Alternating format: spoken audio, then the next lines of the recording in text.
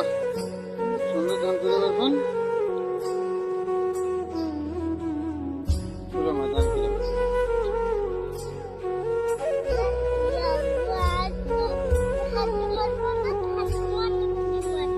হাঁটু মাটি বাইক করে দেবো ধান তুলে।